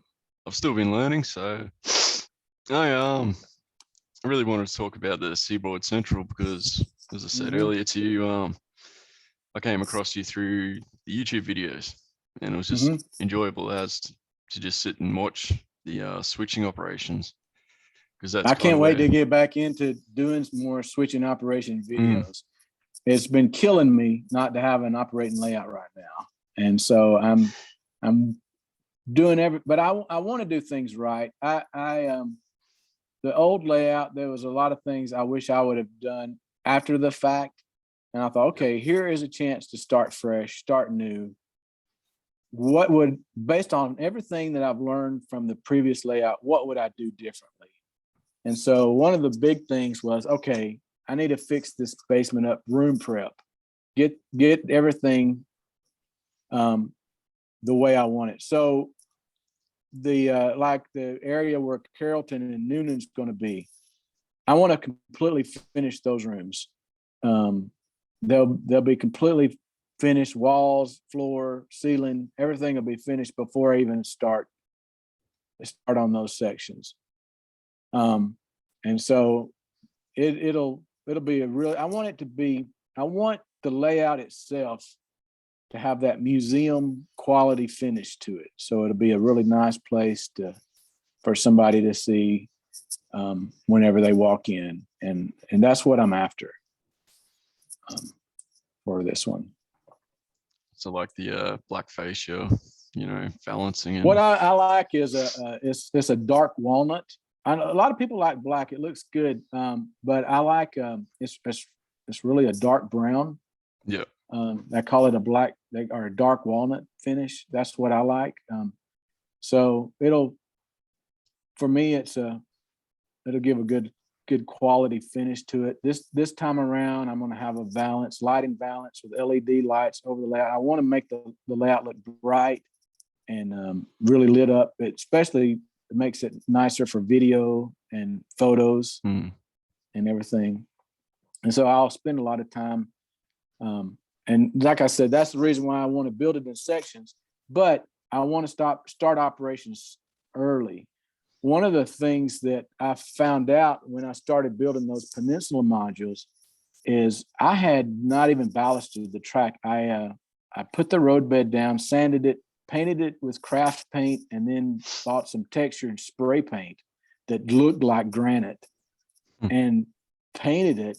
And then after I painted the track and the rails and I put it down, I'm like, wow, this is a good stand-in. And the good thing about that is you can glue the track down and have it down where it's not permanent, and you can operate it and check and make sure everything is doing things what you want it to do and you're not having any issues before you permanently put it ballast in place. And then it becomes a whole nother issue if you've got to rip something out. So that's the way I'm going with this layout. You'll see me do that where I'm going to give it a nice appearance, of course, but I'm not going to ballast anything until I run an operating session on parts of the layout and make sure I don't have any areas that's causing derailments, or operationally, I need to make changes to, because it's just creating a lot of issues operation-wise. And that way, I'm going to do that just starting off. So you'll see Gadsden Yard, ADM. I'm starting a new video series now where I'm going to actually show how I'm going to build that ADM module. So I've already started on that, and that'll be my next video, will be how I'm going to arrange the track on the ADM module. And then I'll show a video on painting it and putting the roadbed down, how to texture the roadbed and all that. Doing track and wiring before I run, and then run a test train to see if everything works good. So this is your YouTube channel. As people will find, just search Seaboard Central. And we see you can see where I have the different part one. Yep. That goes over the track plan, and you can see one of the first things I did is I wanted to get the workshop built so that I could have a place to build the bench work and organize. And I needed my bench work to where I could work on my trains and the cars. Another thing I'm going to do, as I put cars on the new layout, I'm going to go ahead and run them across my bench work first, update anything needs updated, whether it's wheels or couplers or details on the cars. Does the car need to be weathered? Whatever. I'm gonna do that before I even put it on the layout. So if you want to jump back to the track plan one more time, I'm going to show you something what I'm going to do that I think is going to be added a little bit more to the operations. If you'll see where the shop building is, do you see the shop building there at Gadsden? Right See there. that? Yes. So actually, it's going to be an industry within the yard itself. So I'm going to have one of the tracks is going to be a car repair track. You have one track for just for freight car repair. So I'll have cars that'll come in, go to that track, and that'll be a way that I can take the cars over to the workbench. Do the wheels need to be upgraded? Or I need to change the couplers out? Do I need to add? I've been adding weight to the cars. I've been adding the magnetic air hoses. Yep. All that stuff. Uncoupling levers, like details like that, crossover platforms, whatever I need to do to make the car. Do I need to fix the weather? And I need to add weather. And if it's a new car, whatever. Check the wheels, make sure they're engaged, make sure they're rolling good. Whatever I need to do. That'll be another industry within the layout that, just be, a car repair facility, a rip track, I guess. And so that's just something else to give a reason. And so I can figure out which cars I will add to the layout first and just bring them on as it grows. I can continue to add more cars. So in the beginning, like I said, I'll run phase 1. When I run phase 2, instead of running the 431 and the 484, I'll run a Carrollton turn job. So I'll just have a job come out of Gadsden to run up to Carrollton, yard their cars, take the outbound cars back to Gadsden. So it'll just be it'll be similar to that Birmingham turn, except this will be a Carrollton turn. Yeah. So that's how I'll be able to get the cars to Carrollton, then have the switcher go on duty at Carrollton to handle the industry work. And that'll increase the operations again. So be a temporary job, but it'll allow for me to operate the layout, that part of the layout. Because then, what was it? Newham's phase 3, right? Yeah. Once I get phase 3 done, then I can run the full schedule. But until I do that, I'm going to just operate in phases. I want to get it up and operating though as soon as possible, and I can make more operational videos. That seems to be popular on the YouTube channel as the operating videos. People like to watch the operations, especially if you can try to make it as prototypical as possible and show people how you would operate it. I think that's from prototype standpoint.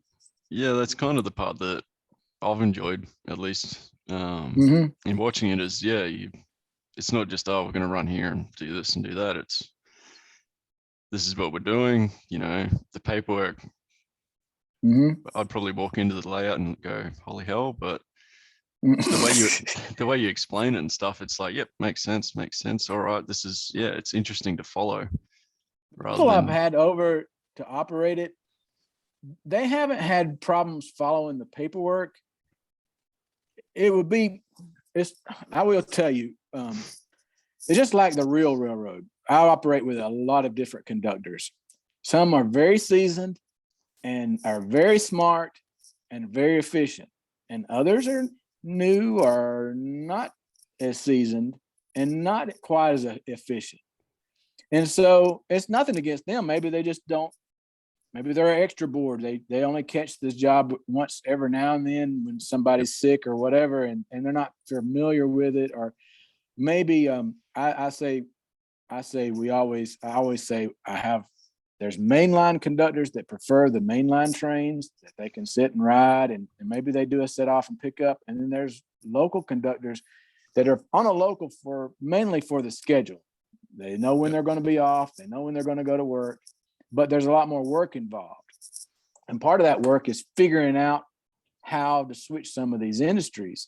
And some of the industries can require a lot of thought ahead of time to make it work, especially when you have industries that have spot specific locations, like their track is divided into like different car spots because, for instance, the South Wire plastic pellet track that you see right there. Okay, there'll be about 5 car spots on that track for maybe 3 to 5 different grades of plastic, whatever they need. So they might say, hey, I need a car on the spot 5 and spot 3 changed out to these 2 cars. And then you have to figure out, all right, how am I going to make this work? Because you're going to be switching it from the main line. And so, there's another industry in Noonan that's on a team track that'll be something similar. The transload? No, over on Noonan, on the far side, there, right there. So there'll be a transload track where it'll be plastic pellet cars, and there'll be a truck that drives right up to it that unloads straight out of the car into the truck, the vacuum truck, that unloads the plastic pellets. And so the local will have to come in there and switch cars out of that place, and then use that short runaround to run around their train to head back towards Carrollton. So that'll be another industry that they'll have to work. So that'll add more fun. So not everything is just a straight in, loads in, empties out, or empties in, loads out. Some of it requires some thought to it. And at my old layout, where I had that AEP Industries, if you can go back to the old track plan. Let's see. Give me a minute. Where the hell is that coming from? It's okay. There was a, yeah. Come on, computer. Yeah, there you go. Down at the bottom corner, I actually don't have it listed here because I told you this is the wrong track plan. But anyway, I had that AEP facility that had four covered hopper spots and 1 tank car spot. And when you got the industry work order, it would tell you which cars needed to come out and which cars needed to go in that spot. And so I'd have guest operators to come over, and that was the most challenging for them to figure that one out. You wouldn't think it would be, but it was a challenge because if you had, for instance, the spot 1 would be at the very end of the track. So if you had 1 coming out of spot 1, 1 coming out of spot 3, and 1 coming out of spot 5, but the spot 2 and the spot 4 car needed to stay. So now you had to take those out. Those 3 were empty and ready to come out, and you had to replace them with the 3 that go into those spots from the yard in those particular spots. And I always, I really got some enjoyment out of watching the guys come over and try to figure that move out, because that one was, and even for a prototype engineer or a prototype conductor, excuse me, they can have difficulties working industries like that where they're spot specific locations. You can spend an hour and a half just at one industry, 2 hours. I've done that before at industries that have spot specific locations where I don't know what the conductor is doing back there. I'm just going backwards and forwards, and whatever they're doing back there, I have they could be double switching, triple switching for all I know. But it's taken them a long time to figure out whatever the customer gives them a sheet of paper and says, all right, I want this car on this spot and this car on this spot, and I want you to take this car off this spot and move it back over to this spot. And, it's just, so you can build an entire model railroad around one industry like that, and easily have a 2-hour operating session just to switch one industry. If that's all you have, if you don't, like the people say, I don't have enough room to build a layout, build an industry. And build an industry like that, and you can spend all day, like if you wanted to be very inventive, and you like playing a game, you could have four tracks in an industry. Let's just say you just have a 8-foot or 10-foot shelf along the wall, and you had 4 tracks at one end and a lead at the other, and you could write down the car number on a deck of cards. Each card, you could have a car number. You could shuffle the deck and draw out 5 cards and say, okay, I got to move these cards here and these cards. It's like a game. You could do it that way. And you could have a blast. I mean, you could switch for 2 hours on your model railroad with a Protothrottle trying to figure it out. And, so I kind of laugh at when people say, I don't have enough room to build a layout. You got enough. I bet you got an open shelf you could build something on and do something simple like that. Or build a car shop like I did, where you can, a locomotive shop where you can display your locomotives and your cars, and you can upgrade them and have some kind of something to display or whatever to run back and forth until you get the layout of your dreams built or whatever. Yeah, you kind of got to take the I guess the most of the opportunities that you've got at times. Like here where we are, it's a small little duplex, and I'm planning, to build a locomotive and rolling stock repair shop. Right. Kind of generic, but there's still so many different tracks to switch to just for like inbound material. I've always had a layout. One I was in my early 20s in college, living in an apartment, working part-time. And I had a roommate. He had a bedroom. I had a bedroom. I had a room with 2-bedroom apartment. And in my bedroom, I had just a board on some milk crates of all things. And just with a couple of switches and a track and if anything, a power pack and an old DC power pack, and I was just running the trains back and forth. But I had something, I had something. But I've always, even if that's all I could do, I've had something to do. So yeah, that's a smart thing to do. Build you a little engine shop, a car repair shop. At least you can have an excuse like I did on the other track plan, and even in this track plan where I have a shop where I can run the cars through.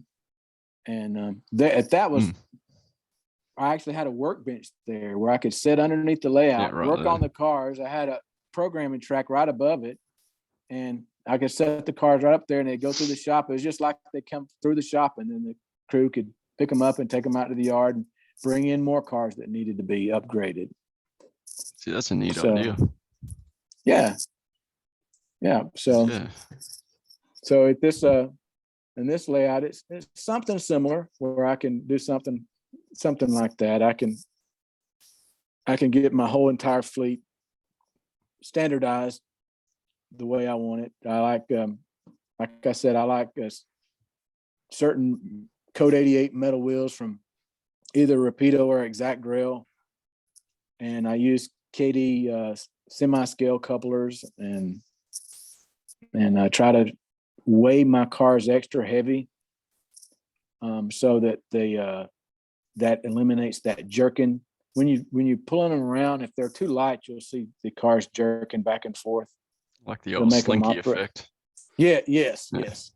So I try to find everywhere I can to add weight to the cars, and also it helps those magnetic couplers, magnetic air hoses, because if the car's too light, when you go to uncouple the car, the magnet air hoses will still hold the car, so you're still pulling the.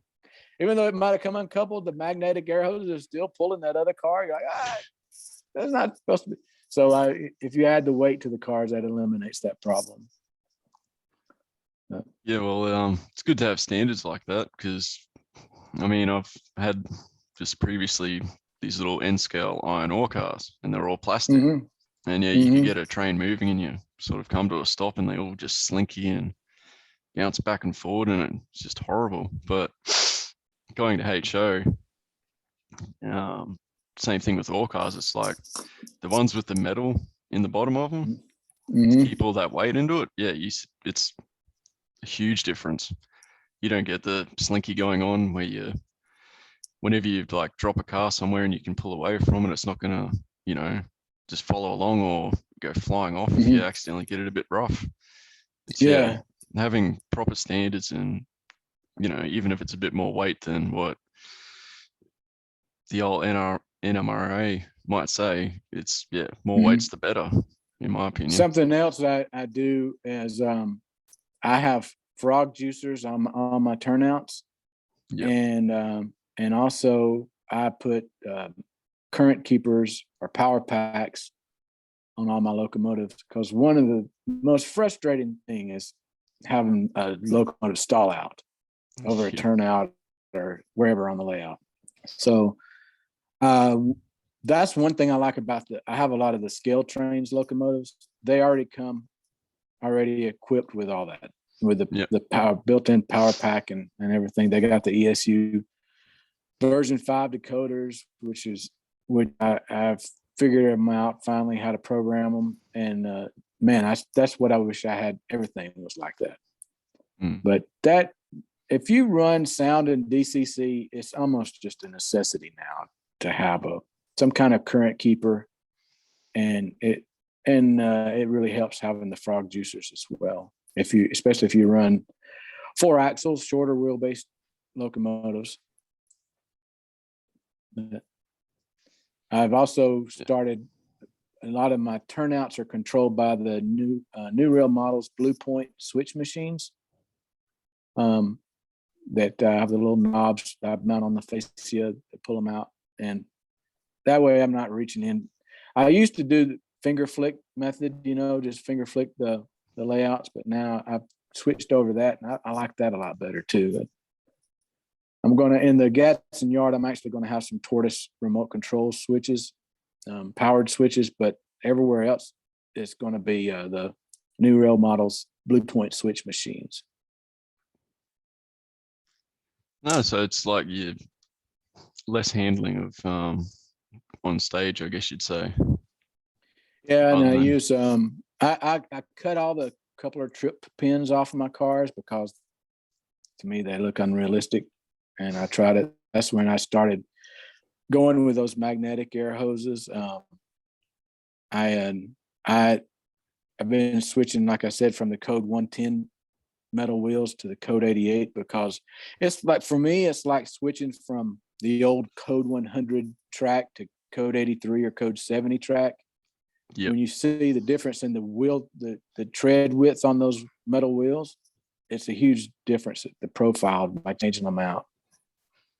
So it's little things like that can make a big difference. But it's sticking to that standard that, ties everything together. Yeah, that's why I said I found that I prefer the exact rail. I prefer the exact rail metal wheels, but if I can't get exact rail, I've been using the Rapidos. The Rapidos seem to be they're pretty good. So those are, and then I switched everything to either a KD 158 or a KD 119 metal coupler. I have some, it depends if they're longer cars like the center beams or longer box cars, I'll put a longer shank coupler on them, and I'll remove the centering pin, or I'll cut the whiskers off the sides, because on the prototype cars, they have longer, what we call draw head couplers, and they're made to go around tighter curves. So when if you were to stop a prototype car, like a center beam flat car, 73-foot long center beam flat car in a curve, and uncouple it, that coupler would stay, it wouldn't center itself back to the center. It would stay offset. Yep. And you have to manually move. The conductor has to manually pick that coupler up with his back and move it over. But that's the way I do it on my layout, is I take it makes them, to me, it makes it like, if it's an auto rack car or a 60-foot box car or 62-foot bulkhead flat or whatever, I have the longer couplers. Yeah. I forget what number they are, but anyway. You got any other questions for me, Mitchell? No, I think that'll do us for tonight. I appreciate it. Appreciate coming on. No, thank you for accepting the invite and coming along and talking all about the Seaboard Central. We know there's obviously plenty more to come. And for anyone I know it's a big time change from me to you.